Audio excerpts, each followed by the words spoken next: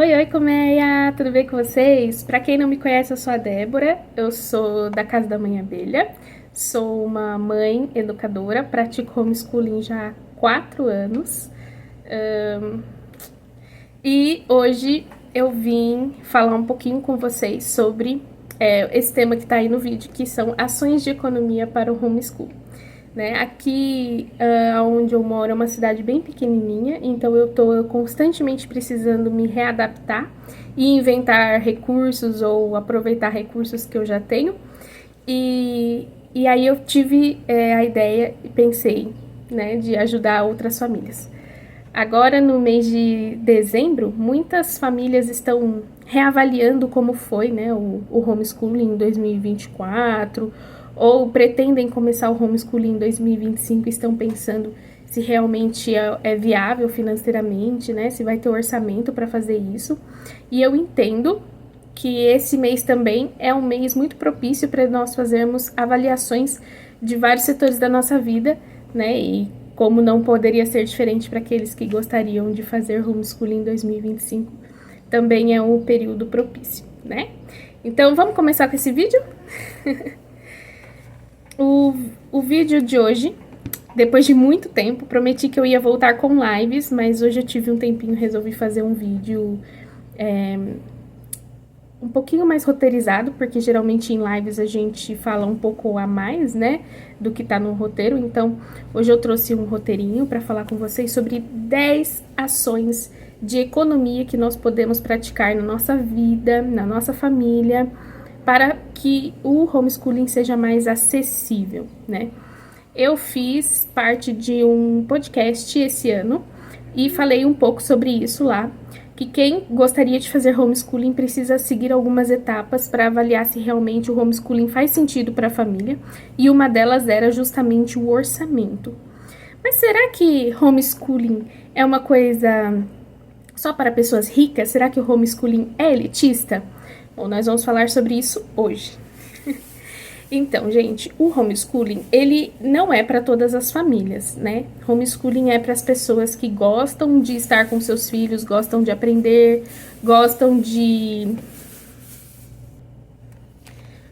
estar em contato frequente com esse tema de educação, tanto de autoeducação quanto de educar os próprios filhos, né? E ele depende, sim, de um orçamento. Como tudo na vida, ele também tem custos, né? Então, assim como uma criança vai para a escola, seja ela pública ou privada, os pais têm custos com a educação daquela criança, né? Os pais às vezes precisam comprar uniforme, material escolar, às vezes em algumas escolas precisa comprar as apostilas ou os livros didáticos que essa criança vai usar. Se for uma escola particular, muitas vezes precisa de mensalidade, matrícula, entre outras coisas, né? A alimentação dessa criança.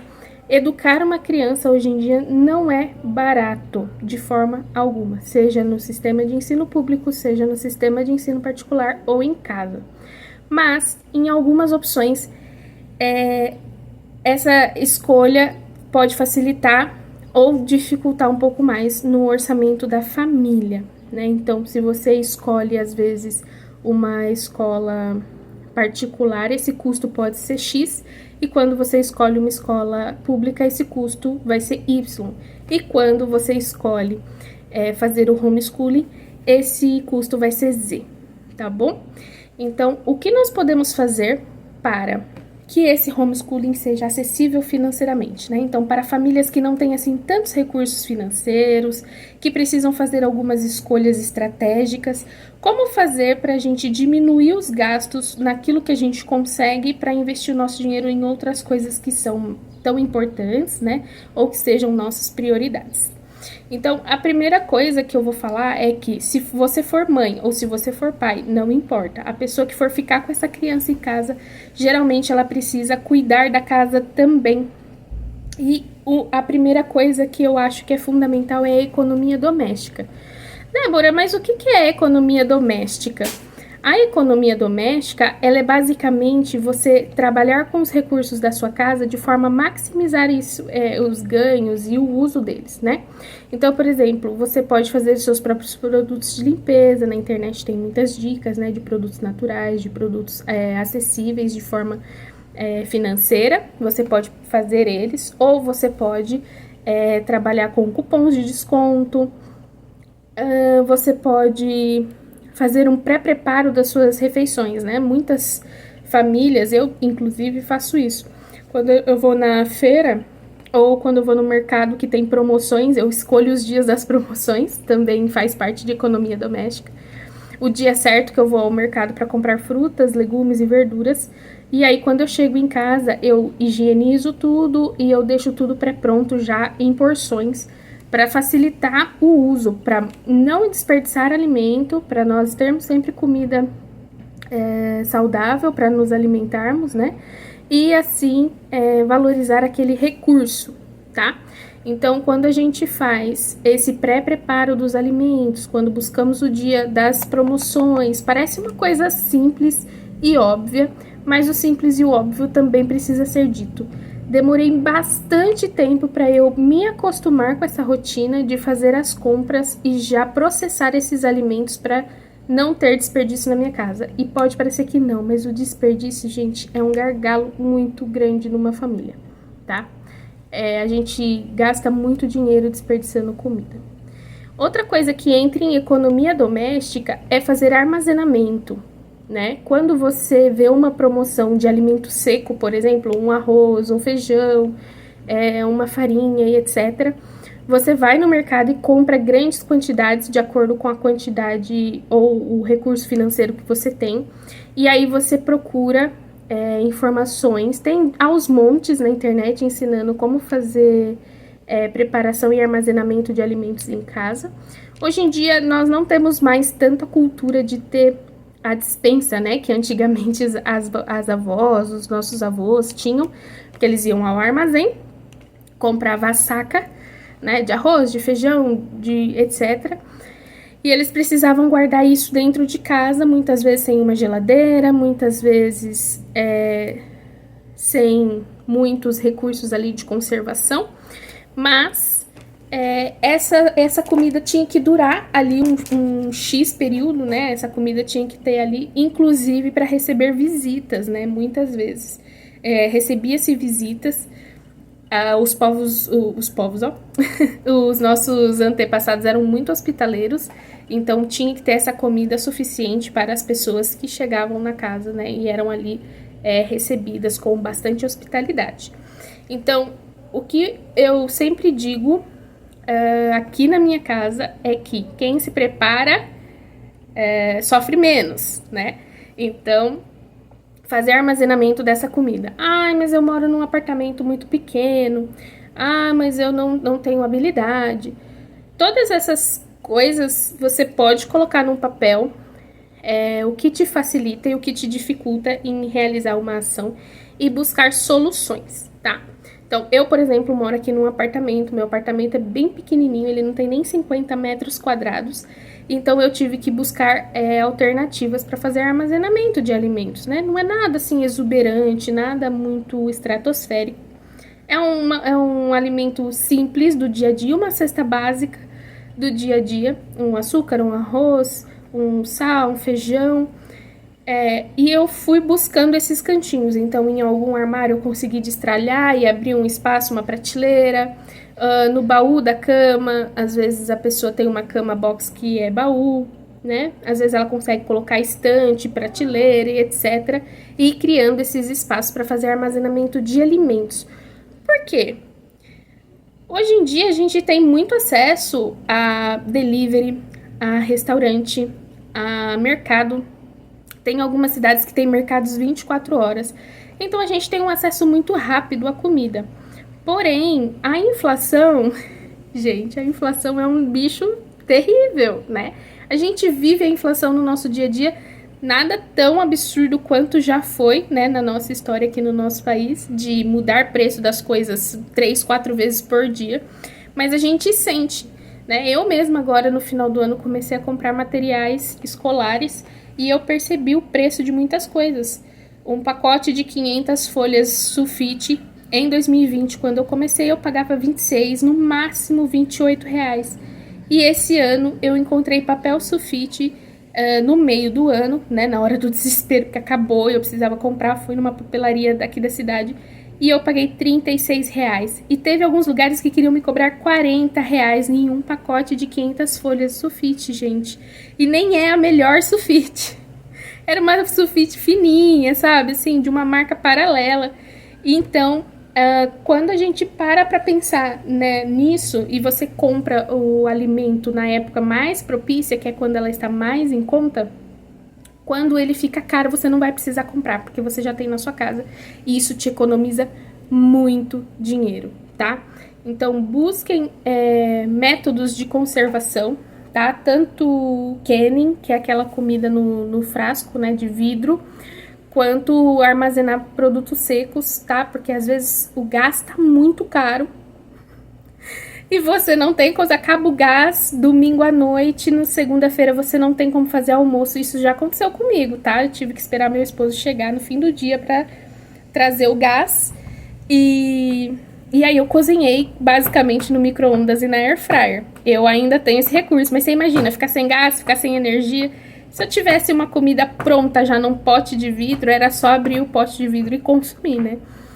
Não teria que ficar esquentando cabeça, preocupando o que eu vou fazer, tendo muito trabalho, gastando muito tempo, atrasando a refeição da família, se preocupando com isso, tá?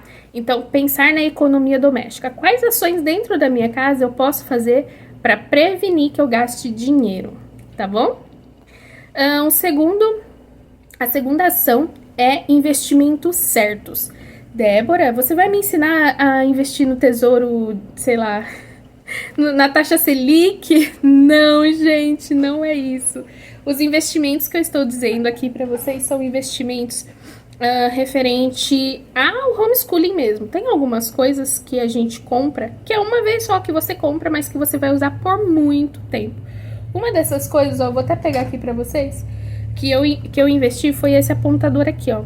Ai, Débora, um apontador de manivela, que investimento bobo. Não, gente, todo ano eu compro lápis de cor, então o lápis de cor vai ficando muito, é um volume muito grande. E pra eu apontar num apontador comum, 40, 50, 60 lápis de cor, imagina, num apontadorzinho desse tamanho aqui, ó. Você imagina, ó, você imagina eu apontar 60 lápis de cor nisso aqui? Não tem condições, gente. Isso aqui deixa uma mãe educadora louca. Então, pela nossa saúde mental, eu achei que esse seria um ótimo investimento. Ele já está com a gente há 2 anos e foi uma das melhores compras que eu já fiz, tá? Então, eu estou falando desses investimentos aqui que são duráveis para o homeschooling de vocês. Eu paguei R$ 84 na época, eu já achei ele esse ano por 30, quis me morder, mas tudo bem, porque, né, eu tenho o meu e é isso que importa. Mas eu paguei bem caro na época e olha que ele tava na promoção, tá? Que eu comprei ele, se eu não me engano, numa Black Friday. Enfim, outros investimentos para o homeschooling que são coisas duráveis é impressora, tá? Uma impressora boa. Mas não tenho condições agora. Não tem problema, vai juntando dinheiro e compra uma impressora boa, tá? Essa minha aqui é uma EcoTank da Epson. EcoTank da Epson, modelo L4260. O desempenho dela é muito bom, tá? Ela imprime, assim, 500 folhas tranquilamente.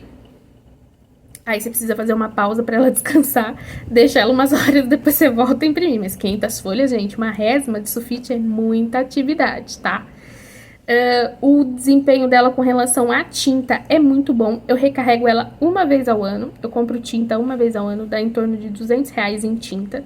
Eu compro sempre no final do ano, quer dizer, comprei agora no final do ano, porque eu tenho ela desde janeiro, né? E já reabasteci, mas assim, reabasteci por precaução. Eu ainda não tinha chegado no nível menor de tinta, tá? Ainda tinha um bom tempo de impressões, mas eu achei melhor já recarregar para manter ela sempre bem. Então, uma impressora, eu paguei nela cerca de R$ 1.500, parcelado em 1 milhão de vezes. Tá quase tão parcelado quanto meu apartamento. Mas é importante porque sem a impressora dificulta bastante. Não quer dizer que você não consiga fazer, tá? Os primeiros 3 anos de homeschooling eu fiz sem impressora, imprimindo na casa de parentes que tinham impressora, ou indo em gráficas para imprimir, ou também fazendo atividades no caderno da minha filha, né, direto na mão. Eu fazia os desenhos, fazia colagem, recortava muitos desenhos de livros que iam para descarte e usava para ilustrar, tá? Então, assim, é possível você fazer, não tenho condições de fazer esse investimento, tá tudo bem, você vai conseguir fazer, só que vai demandar um pouco mais de você, tá? Então, se você tiver condições de fazer esse investimento, compre uma impressora para começar o seu homeschooling. Se você não tiver, guarde o dinheiro, se prepare financeiramente, economize nos outros pontos para você poder investir nessa impressora, que vai ser bênção para sua vida. Um outro recurso que eu tenho aqui é grampeador. Ele é pequenininho, ó, vocês podem ver aqui, ó, ele é pequenininho, e a caixinha de grampos dele a caixinha de grampos, ela dura bastante tempo, tá? Eu tenho essa daqui há mais de 1 ano e ainda tem bastante grampo, tá?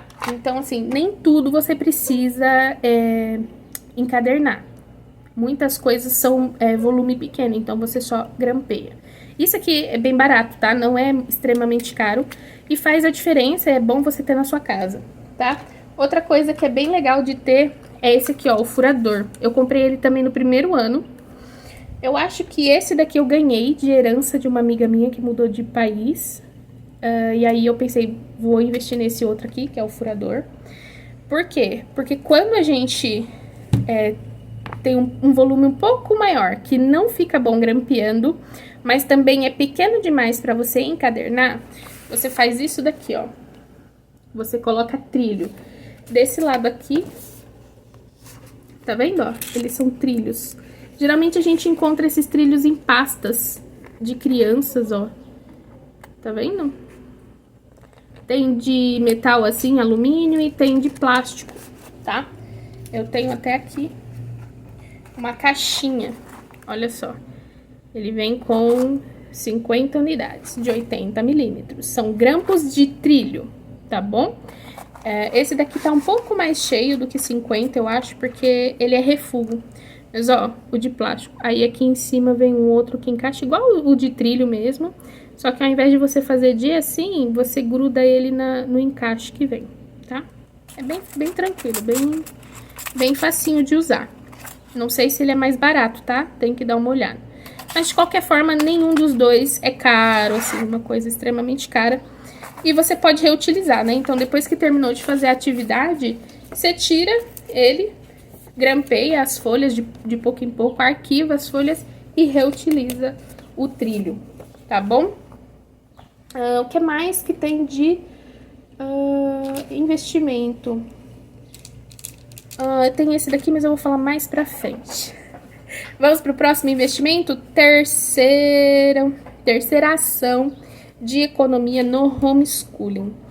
Aproveite promoções, cupons e descontos, tá?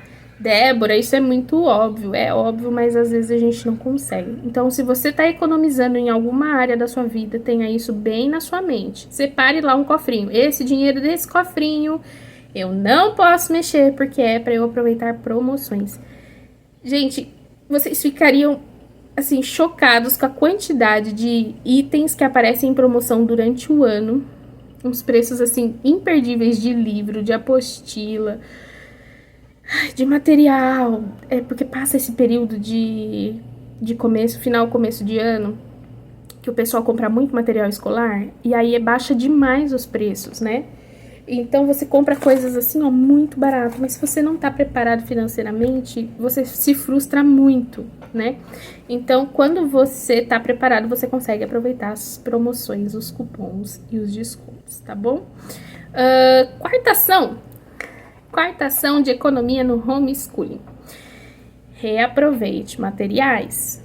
Então, o que eu falei pra vocês sobre esse aqui ser refúgio? Na empresa do meu marido, eles consomem muito material de escritório E eu não sei se eles têm um controle disso, não sei como funciona, mas muitas coisas ele traz pra mim porque vai ser jogado fora, no lixo, tá? No começo, quando ele começou a trabalhar lá, ele não fazia isso, porque ele não sabia que dava pra fazer. Uma amiga minha falou assim, olha, meu esposo trouxe muitas folhas de refúgio para mim da empresa. E eu falei pra ele, viu, pergunte lá na onde usam folhas, né, na onde as pessoas fazem muita impressão. Qual é o setor da sua empresa que faz mais impressão? Você chega lá e fala assim, vocês têm folha de rascunho? E o meu marido não tem vergonha de nada. Foi lá e perguntou, então, com frequência ele me traz esses materiais, ele traz às vezes caneta, que fazem reunião lá, e quando a equipe convidada vem fazer reunião, eles trazem materiais, traz bloquinho, traz caneta, né, e aí sobra muito, eles dividem na equipe e o que sobra meu marido traz para casa para não jogarem fora. Então eu tenho muitas canetas, tenho muitos bloquinhos e tenho muito papel. Olha isso daqui. Isso daqui, ó, é teste de cor, tá? Que fazem lá na empresa dele. E do lado oposto, a folha tá toda em branco. Então ele me traz sacoladas desse papel maravilhoso.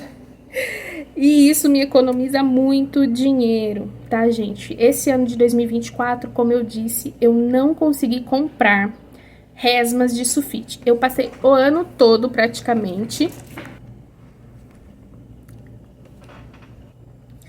e eu não consegui comprar folha, né, no começo do ano, como eu gosto de comprar, né, me deixar preparada. Eu usei bastante essas folhas, tá, de reaproveitamento, que a gente chama de rascunho ou de refúgio, e eu só usava folha sulfite em branco quando eu precisava fazer algum trabalho de impressão para fora. Então foi numa dessas que eu precisei correr numa papelaria e comprar, porque a meu papel sulfite tinha acabado. E aí eu paguei R$36, gente, sem condições. Mas o restante do ano eu economizei muito, foram muitas impressões. Eu fiz de tudo para imprimir o mínimo possível, né? Mas aquilo que era imprescindível de ser impresso, imprimi no papel de rascunho, tá bom? Então, reaproveite materiais sempre que você tiver a oportunidade. Ah, não tenho refúgio da empresa, não tenho refúgio de lugar nenhum, o que eu faço? Muitas vezes a gente imprime as coisas só de um lado do papel. Se você não tem uma impressora que faz frente e verso automático, isso é um pouco mais comum de acontecer. E aí, a gente faz o quê? A gente usa as atividades. Eu já fiz até vídeo disso no Instagram, fiz um story, se eu não me engano, mostrando que eu separava as atividades que as folhas não estavam amassadas e imprimia do outro lado, tá? Então, quando eu não tinha acesso a esse refúgio, eu fazia com as próprias atividades que eu imprimia. Eu separava, inclusive durante o ano, eu guardava da melhor forma possível, porque eu sabia que depois eu ia ter que usar aquele papel. Ele não pode estar amassado, porque senão ele trava na impressora. Então, eu guardava ele com o maior esmero, com o máximo de carinho, para reutilizar do outro lado, tá bom? Vamos lá. Quinta ação, imprima com sabedoria. Gente, quando você tem uma impressora em casa, é muito fácil você se perder na impressão. Ah, eu tenho uma impressora, eu vou sair imprimindo um monte. Mas a gente precisa contar com o desgaste da máquina, com o gasto de tinta e com o papel que eu acabei de falar, né? Então, a gente precisa ter bastante parcimônia. Será que eu realmente preciso imprimir tudo isso? Caso a resposta seja sim, será que eu tenho uma outra forma de fazer essa impressão? Eu queria mostrar para vocês aqui, ó, algumas alternativas que eu trouxe, tá? Esse daqui, ó, é um caderninho de estimulação cognitiva. Ele não era um caderno, tá? Ele era uma apostila. Eu fiz ele em formato livreto, tá bom? Então, ó, eu grampeei ele no centro, porque são poucas folhas. Ele é bem pequenininho, ó, deu pra grampear de uma vez. E formou um livreto. As atividades ficam num tamanho bom. Não é todos os materiais que dá pra imprimir assim, tá? Mas aqueles que você vê que vai ficar num tamanho bom, ó, confortável pra criança ler, você pode fazer assim. Ah, Débora, a minha impressora não imprime frente e verso automático. Não tem a opção livreto. tudo bem. Faz assim, ó. Essa daqui, inclusive, ó, é igual, tá? É que essa daqui é volume 1 e essa daqui é volume 2. Então, por que que eu fiz assim? Porque eu juntei. Eu não queria todos os materiais da volume 1, né? Eu queria só algumas páginas e queria outras páginas de uma outra apostila. Então, eu juntei as duas e fiz esse daqui assim, que não dava pra fazer livreto, né? Quando a gente vai fazer livreto, tem que ser num arquivo só. E aí, olha só o que que eu fiz. Eu imprimi frente e verso, 2 por página. Tá vendo, ó? Ele ficou bem confortável. 2 por página eu acho que é bem bacana. Que é o jeito que faz o livreto. Só que no livreto ele não imprime sequencial, ele imprime de uma forma que quando você dobrar o livro, ele vai sair as páginas do jeito certo. E esse daqui não. Esse daqui ele imprime sequencial, 2 folhas por página. Ao contrário, 2 páginas por folha. E como você tem a opção de tirar as folhas e pôr elas do lado oposto, então fica frente e verso. Tá vendo? E aí você tem a opção de imprimir 4 páginas por folha. Isso é uma economia, gente, gigantesca. Vou falar pra vocês, ó. Ontem, sexta-feira, eu fiz impressão aqui em casa. Eu comecei as minhas impressões na sexta-feira, que foi quando chegou a minha tinta. Não, mentira, foi ontem. Minha tinta chegou na sexta, eu comecei a imprimir ontem pela manhã. E, gente, incrível. Eu tinha apostilas aqui de 150, de 100 páginas e de 142 páginas. E eu imprimi elas assim, ó. E eu gastei bem menos papel. Tinta não, porque eu acho que é a mesma quantidade, mas eu gastei bem... Ou não, né? Porque os desenhos ficam menores. Não sei se tinta eu economizei, mas papel eu economizei demais, tá, gente? Era pra eu ter usado cerca de 500 folhas, porque eu tinha apostila de geografia, essas apostilas de cognição, apostila de inglês, apostila de ciências, era em média de 500 folhas, tá? E eu imprimi tudo assim. Teve alguns livretos que ficaram um pouquinho mais grossos, vou pegar aqui pra vocês. Ó, eu peguei aqui, esse de inglês aqui, ele tem cerca de 140 páginas, tá? Porque ele tem as orientações e tal, né? Tem isso também. Leia o documento antes de imprimir e veja se você precisa imprimir todas as páginas, tá? Porque tem página que é indicação de como imprimir, de como utilizar, né? Tem alguns que vêm com apresentação, vem com índice, alguns materiais vêm com dedicatória. Enfim, tem alguns materiais que vêm com muita introdução antes de realmente vir o miolo que te interessa. Se você vai continuar tendo acesso àquele documento de forma digital, talvez não seja tão interessante você imprimir todas as partes. Então, por exemplo, aqui, ó, essa daqui é a minha apostila de história, tá? Era pra ela ter ficado parecida com essa daqui. Caiu tudo. Era pra ela ter ficado parecida com essa daqui, ó, de volume, tá? Essa aqui é de geografia. Vai ser encadernada ainda. Eu imprimi ela ontem, não deu tempo de encadernar. Mas, ó, ela tem mais de 100 páginas aqui. Eu acho que perto das 200 páginas, tá? E cerca de 10 páginas são só introdução. Então, não preciso imprimir isso, porque não vai fazer diferença pra minha filha. É introdução pra mim, orientação para os pais. Então, ela não precisa ler. Então, eu não imprimi, tá? Eu olhei aquilo que eu precisava imprimir e só imprimi o que realmente era necessário no caderninho, tá bom? E tem algumas apostilas que tem, como que chama? Anexos, né? Para apoio durante as atividades. Então, eu imprimo separado, porque daí não dá pra imprimir frente e verso. Trabalho ele, então aqui, ó, esse daqui, por exemplo, são flashcards que eu plastifiquei, tá vendo? Ó, que ele tem um brilho, tá plastificado, e depois eu deixo aqui no fim da apostila com um clips pra utilizar conforme for necessário. Então, essa daqui era uma apostila que era pra ter tamanho A4. Era tamanho A4, ó. Tá vendo? E ela tem metade do tamanho. Então, eu economizei bastante, inclusive em espaço pra guardar, tá? Então, eu fiz história, inglês, ciências, cognição e a historinha de português. Olha só, a gente vai trabalhar essa historinha aqui e vem um arquivo separado da apostila para trabalhar. E aí eu fiz o livrinho, ó, bem fininho, tá? Ah, tem esse aqui também, ó, de libras. Tá vendo? Então agora eu tenho muitos caderninhos, o conteúdo é o mesmo. Então, você olha aí o arquivo que você tem, vê se tem essa possibilidade de fazer livreto na sua impressora. Se não tiver, tudo bem. Faça igual eu fiz aqui, né? Frente e verso, 2 por página, 4 por página, né? Ó.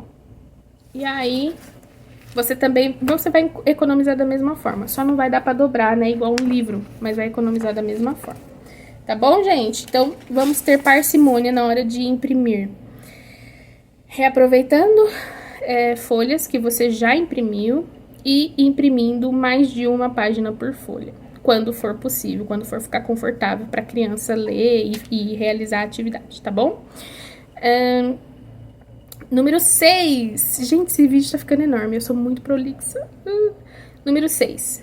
Estude para ensinar, para fazer passeios gratuitos, para comprar recursos mais em conta, né? Então, você tem que estudar. Estudar, estudar, estudar, estudar, estudar.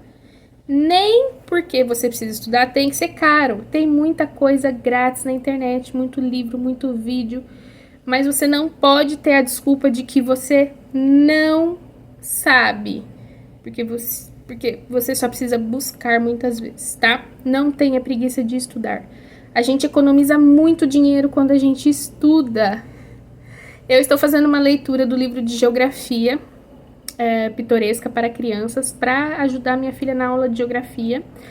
E eu paguei R$30 no livro, estou estudando e tem conteúdo assim, gente, que não tinha no meu livro de ensino médio, tá bom? Então, assim, tem que estudar. Não tem desculpa para não estudar. Dá para você conseguir livros de forma gratuita na internet. Esse não, mas alguns sim. E você precisa continuar sempre se atualizando para ensinar o seu filho e para você não ficar gastando um monte com tutores, se você não tem condição, tá? Então, você estuda para você ensinar. E buscar videoaulas para ele também na internet, né? Mas esse é um assunto mais para frente. Número 7 de ações de economia no homeschool. Use bibliotecas. Eu tenho uma amiga que mora lá no Ceará, e ela não tem acesso fácil à biblioteca, tá? A cidade que ela mora é minúscula, não tem uma biblioteca municipal. As bibliotecas que tem são da escola. Mas o que ela faz? Ela vai na escola, conversa e pede acesso à biblioteca. Às vezes eles dão, às vezes não dão, tá? Mas, se você não tiver acesso a uma biblioteca aí perto da sua casa, veja nas cidades ao redor, cidades que sejam fáceis de você chegar, tá? Não vai procurar uma cidade a 100 quilômetros de distância, que daí também você não tá economizando tanto, né? Mas busque nas cidades ao redor onde você mora por bibliotecas. Em outro caso, se você realmente não tiver acesso nenhum a bibliotecas, nós temos como buscar livros de forma mais em conta em sebos virtuais e sebos físicos também, tá? Tem aí a estante virtual, que eu acho que é o maior sebo virtual, mas você pode procurar o nome do livro que você precisa e promoções ou em sebos, coloca essa palavrinha e aí você vai encontrar ele pela internet, e aí você compra ele pela internet. Débora, o que é barato? Para mim, barato é menos de R$10. E o frete tem que ser parecido. Esse negócio do livro custar R$4 e o frete 50, gente, não rola, tá? Eu vou buscar outros. Eu já comprei bastante, inclusive o livro de geografia pitoresca eu comprei pela estante virtual, foi um selo, por isso que eu paguei R$30 nele, tá? E ele veio novinho no plástico, gente. Ai, ó, chuchu. Enfim, número 8, de ação de economia no homeschool. Aceite ajuda e doações. Às vezes a gente fica com vergonha, né, de pedir.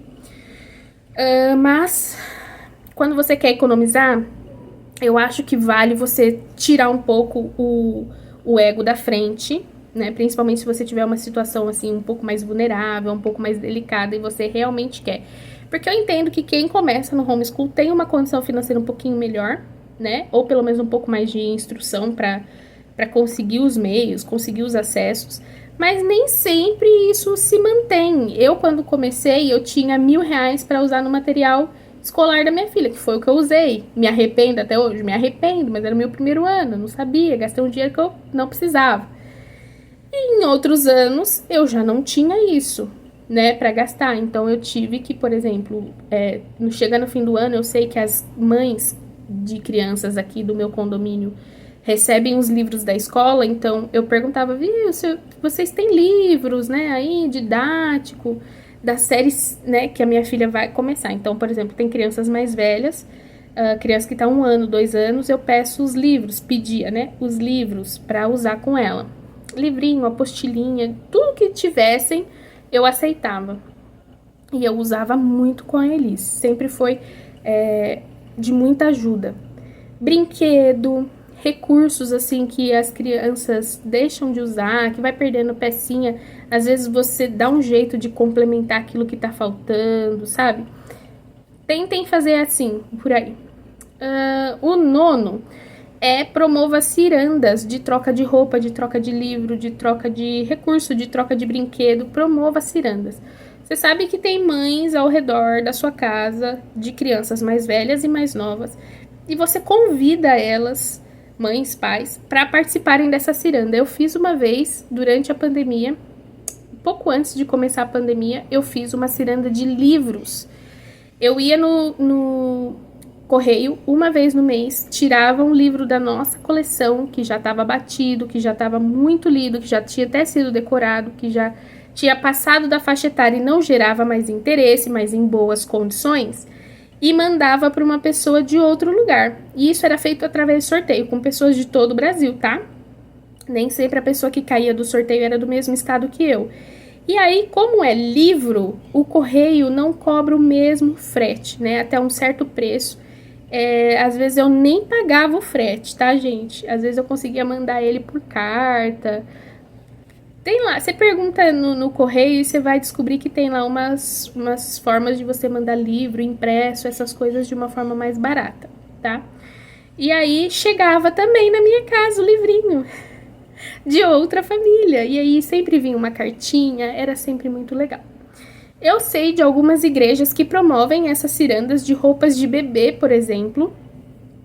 Mães da comunidade religiosa fazem doações das roupas em bons estados dos filhos. Um grupo de obreiras, um grupo de responsáveis da igreja pegam essas doações, lavam, deixa tudo bonitinho, sacadinho e passa para a próxima mãe que estiver grávida na igreja. Quando essa mãe termina de utilizar, ela devolve as roupas. Olha que legal, porque se tem uma coisa que a gente gasta com criança é roupa, né, gente? Então, assim, promova a ciranda, participe de cirandas, né? Pra gente fazer os nossos recursos renderem, tá bom? E o décima dica. Eu falei que esse vídeo ia ter 10. Será que vai ter bônus? Vamos ver. A 10ª dica de ação de economia no homeschooling é busque recursos grátis. Como eu falei sobre estudar, busque recursos grátis também em estudar em outras situações. No YouTube, eu já encontrei aula de bordado, aula de libras, aula de flauta, aula de matemática, aula de português, aulas de assuntos de geografia específicos que eu ia ensinar para Elise, vídeos complementares. Isso daqui, gente, ó, o livrinho de libras, gratuito, tá? Estimulação cognitiva, gratuito. O que mais? Ó, caderno de desenho em inglês, gratuito, tá? Ele é bilíngue. É um dos que eu vou usar com a Elise esse ano, tá? Ele é bilíngue, ó que legal. A criança desenha, aprende o vocabulário dos animais, faz as atividades. tá? Então, é simplesmente maravilhoso. Busque recursos gratuitos. Sabe quem que tem muito recurso gratuito? Mãe educadora. Eu tenho um drive com um monte de atividades que eu desenvolvi e eu disponibilizei de forma gratuita para a pré-alfabetização, para a alfabetização. São sequências didáticas bem ricas, bem legais, muita gente gosta, muita gente usa. Inclusive, eu já encontrei em sites, não pode, tá, gente? Compartilhar em outros drives. Tá escrito lá, não pode compartilhar de outros drives. E eu já encontrei, tá? Dei uma bronquinha, falei, gente, ó, eu pedi, por favor, quando for divulgar, fala do meu canal, né? Porque daí as pessoas conseguem conhecer mais o meu trabalho, ver outros materiais que eu faço, né? Então, eu ajudo vocês com material gratuito, vocês me ajudam fazendo a divulgação, né? Então, assim, muitas mães educadoras fazem material gratuito. Esse daqui é de mãe educadora, ok? Eu estou preparando, com esse material de estimulação cognitiva, eu estou preparando um de estimulação cognitiva que eu estou desenvolvendo, tá? Do zero, baseado nas coisas que eu estou aprendendo. Então, vai vir material também gratuito, tá, gente? Tudo gratuito. O que mais? Ah, quando vocês forem fazer compras, eu tinha até esquecido de falar sobre isso. Quando for fazer compras de material, que eu falei para aproveitar promoção, aproveitar desconto, tentem não comprar, se você for comprar volume grande, tá? Tenta não comprar individual assim, ó. Esse aqui é um pacote, uma resma de 500 folhas. Eu costumava comprar no mercado 3 a 4 resmas dessa por ano. A nossa situação financeira mudou. Ano passado, por exemplo, eu não consegui comprar. Esse ano eu consegui. O que eu fiz? Eu aproveitei uma promoção. Uma caixa com 5 resmas de folha sulfite. Estava 256, o preço caiu para 158 e depois que passou a Black Friday, o preço foi para 121. Eu fiquei acompanhando o preço, esperando ter dinheiro. Quando chegou em 121, eu falei pro meu marido, passa no cartão! Se não tiver dinheiro, passa no cartão. Mas tinha, a gente conseguiu guardar o dinheiro. E eu comprei uma caixa com 5 resmas. E essa caixa não vence, tá, gente? Não estraga. Se você acondicionar direitinho no lugar certo, mantiver na caixa fechadinha, no lugar seco, escuro, protegido. Se esse papel não molhar, não dar uma enchente na sua casa, um furacão, etc., vai durar o ano todo. Se você não usar, vai durar pro próximo ano ainda, para 2026, tá? Então, vale a pena você fazer esse tipo de investimento aqui, de comprar grandes volumes de coisas que você usa muito, né? Então, por exemplo, eu compro em grande volume papel sulfite, cola, eu compro de 500 ou de 1 litro, de 500 gramas ou de 1 litro. Guache eu compro de 500 gramas. O que mais? Eu acho que só. De grandes volumes que eu compro é isso. Papel, cola e guache. É o que eu mais... Ah, e lápis de cor. Lápis de cor. Mas não, assim, não é... Lápis de cor não é grande volume, assim, 15 caixinhas. Não é isso, tá, gente? É várias cores. Então, eu aproveito as caixas de 24, 36 cores, às vezes até 48, dependendo da marca e da promoção. Dá pra comprar, tá? Então, faça isso, tá? Vamos buscar formas mais inteligentes de usar o nosso dinheiro, se preparando com antecedência, né? Fazendo planos para fazer o nosso recurso financeiro render. Eu pedi algumas dicas no meu grupo de mães, no grupo de mães que eu participo de homeschooling, sobre ações de economia. E uma outra ação que eu ainda não tinha colocado aqui, que vai ser um bônus, então vai ser a 12ª ação, né? Que a 11ª foi comprar grandes volumes daquilo que você gasta mais.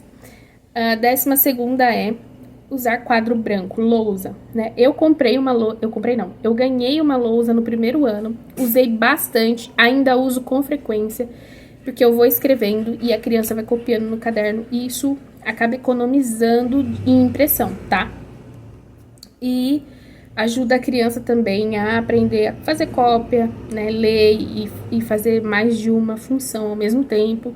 É muito positivo, tá? Então, se vocês tiverem espaço, se vocês tiverem condições, compre uma lousa. Pode ser um quadro verde, negro, ou pode ser aqueles quadros brancos de pincel atômico. Eu gostei do meu, porque foi um presente da minha mãe. Ela comprou uma lousa pra mim, dessas antiguinha de madeira, bonitinha, um quadro verde. E eu compro giz, né? Então, não é aquele uso demais do giz. Eu uso pouquíssimo giz. Ultimamente eu tenho usado menos a lousa, porque fica lá no quarto da Elise. Agora a gente tá tendo aula na sala, então ficou um pouco difícil de usar. Mas pro ano que vem eu pretendo voltar a usar. E aí eu compro a caixinha dura, ó, vai mais de ano usando essa caixinha, tá? Giz branco, giz colorido, o que for mais barato pra você não é caro. R$4 uma caixinha, 5. Não passa de 10, independente do lugar onde você esteja morando, tá? Então, outra ação para economia é, se você tiver condições, compre um quadro que ele entra tanto no investimento, porque você acaba usando bastante, quanto na economia de impressões, tá bom? Pessoal, era isso. O vídeo ficou gigantesco, tive algumas interrupções. Esse vídeo vai sem edição, tá bom? Porque se eu for editar, eu desisto, já aconteceu várias vezes, tá bom? Obrigado por terem ficado até aqui, obrigado por terem assistido. Se você tiver mais alguma dica de economia, deixa aqui nos comentários, eu vou me esforçar para ler e responder. Se você tiver alguma dúvida, fale comigo no meu Instagram, é @casadamãeabelha, tá? Eu tô lá praticamente todos os dias, mostro a minha rotina nos stories. Muita gente gosta de saber como que é, né, para ensinar a criança em casa, então eu tenho nos stories. Além de fazer uma documentação, né, um registro de como é, de que a minha filha está aprendendo, também ajuda outras pessoas a terem uma noção de como é ensinar em casa, tá bom? Um beijo, muito obrigado e tchau!